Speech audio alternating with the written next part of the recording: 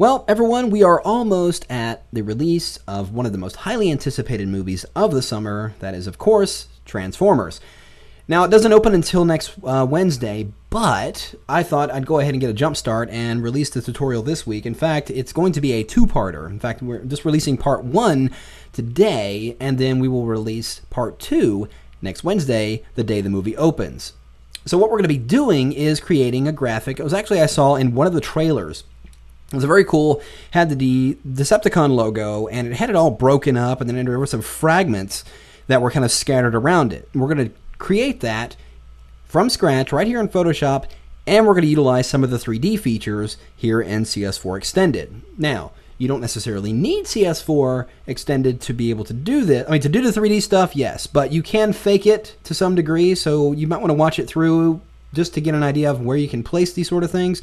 But we are going to utilize some of these 3D features in the second part of this tutorial. So we are going to begin this video by creating our Decepticon graphic face, which for the sake of time, I've gone ahead and created because we're going to be applying a lot of effects to this. And I just simply drew up my version of the logo. Now, of course, it's not exact, and for obvious copyright reasons, we can't copy it precisely.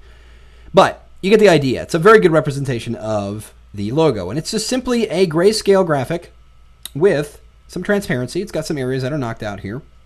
And what we're going to be doing is, like I mentioned, creating a kind of scattered, like a broken up metal look, just kind of a scattered look to it. We're going to do that using a displacement map. We're going to have to create the elements that we're going to use the displacement map for in just a moment. But obviously, if you've seen the trailer, you know that the logo just isn't a flat colored shape like this. It's got kind of a brushed metal texture to it. And I'm going to use, actually, I've used this one once before, this stock image of this scratched metal that I got. Got it from Fotolia.com. And it's just a straight texture of some scratched metal. Let's take that, and I'm going to take it and drag and drop it into this working file here. Now, obviously, it came in very, very big, so I'm going to press Command-T to invoke the free transform, and then I'm going to press Command-0. And that's going to expand the document out, showing the edges of that texture. So let's just go ahead and scale it in, and I'm scaling it in disproportionately by holding down my Option key and not using the Shift key to keep it in proportion. Just scale this down so it snaps inside the document. And then we'll press Enter. Now what I want to do is I want to generate the graphic, this graphic, from that brushed metal. Now I could go ahead and clip it inside there, but it's still 2 layers, and I need it to be 1 layer. So I'm just going to do this. With that texture layer selected, I'm going to hold down the Command key and select the shape here. Just click right on the icon of that shape layer that contains the logo, and it will load it as a selection. We're still highlighted on this metal layer, and I'm simply going to press Command-J, and it copies that graphic to its own layer. So we still have our original graphic layer right here, the texture layer, and the new layer that contains the graphic and the texture combined. Now, what we want to do is take this and, like I said, break it apart. We're going to run a displacement map on this to break it apart, but we have to first create that displacement map. So let's go ahead and create a new blank layer in this image. And we're going to make sure that our default colors are set to black and white. Simply press D on your keyboard if it isn't. And let's go ahead and fill this layer with a base color. I'm going to go ahead and press Shift-Delete, and we're going to go ahead and use 50% gray, and it looks cool. Then let's go into the filter menu and go down here to Render, and we're going to choose Fibers. Now inside here, you're going to set the variance to around 5, as you see right here, and we set the strength to around 10. And you can vary that. You can drop it a little bit. The strength is a little much. Maybe we'll take it down to 8, maybe. Now, you notice I zoomed out. If you don't like the distribution of the fibers as you see it, you can go ahead and click the Randomize button, and it will give you a different distribution of those fibers every time. So we'll just click through here until we get a variation of color that you want to get an even, contrast going through the image. Let's go something more like, we'll go with that. So that looks good. I'm going to go ahead and click OK, and there are my fibers. Now we're going to go into the filter menu and go to Blur and run a motion blur. And we're going to run it straight up and down along the grain of the fibers. So we're set the angle to 90%, or 90 degrees rather. And down here for the distance, we're going to set it to 100 pixels. All that is set, click OK. Now, going to go into the image menu and go to Adjustments and we're going to choose posterize.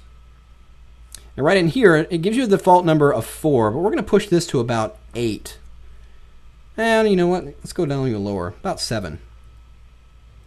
What does 6 look like? Yeah, I think I like 6. We're going to go ahead and stick it with 6 and click OK. Now, it is still a grayscale image. Basically what it did is took those fibers and gave it the tones very definite edges, as you can see right here. So that looks pretty good. Now we're going to go in here to the filter menu again, and this time choose distort polar coordinates. And you can see it's giving it a rounded, it's kind of wrapping it around the center, and that's exactly what we want by choosing rectangular to polar. And we'll click OK, and there we have the graphic. Looks pretty good. Now, I'm going to do a couple of things to this. I'm going to go into the filter menu once more, and let's throw a sharpen on here. We're going to do an unsharp mask. And we'll set the amount to 100 and the radius to 5, and you can see it really defines those edges a little bit better.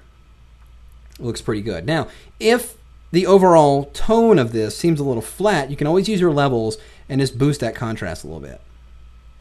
But we're getting a nice variation of grays, whites, blacks, and this is going to really play havoc inside the displacement when we run it, and that's exactly what we want. We want this variation of things going on here. Now, the problem is, if we run this now, it's going to center this graphic, or it's going to center that effect, just like you see it here.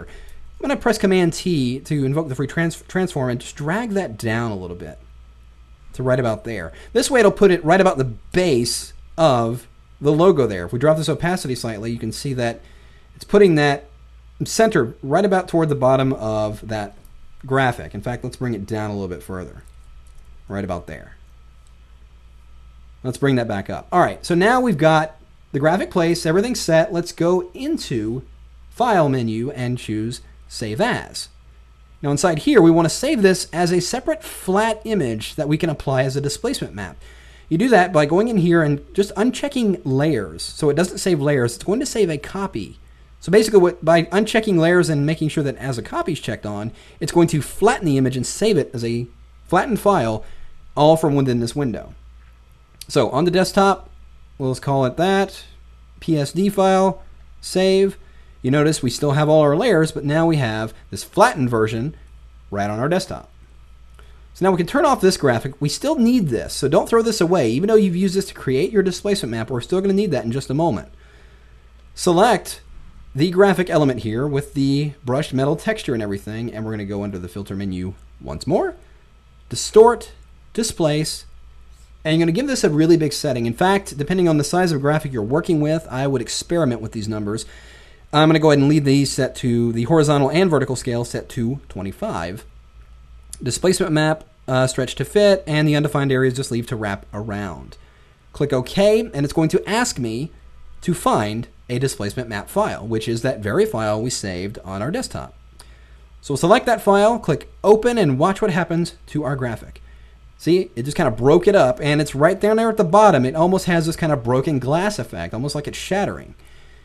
Now, it's not clearly defined. We've completely lost what the graphic originally looked like, and if it seems a little extreme, which in this case it may, just go there and lower the numbers. Let's go back in there.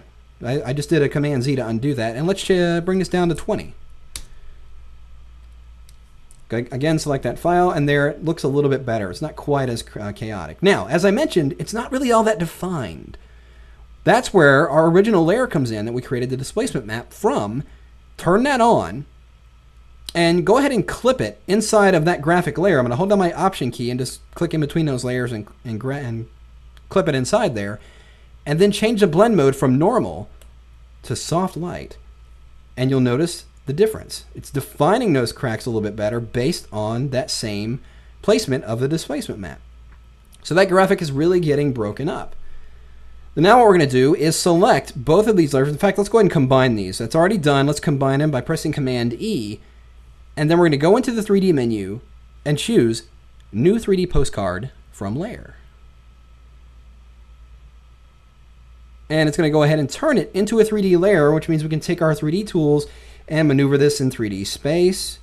And this is going to be helpful for the next step of this graphic, which is going to be part 2, where we take part of this element and break it apart even more, and then put it in more 3D space to create a much more scattered, like it's really breaking apart and there are pieces flying all around all in 3D. So that will be part 2 on the release day of the movie, which is June 24th, next Wednesday. So hope you enjoyed this up till now, and we will complete this project on that day.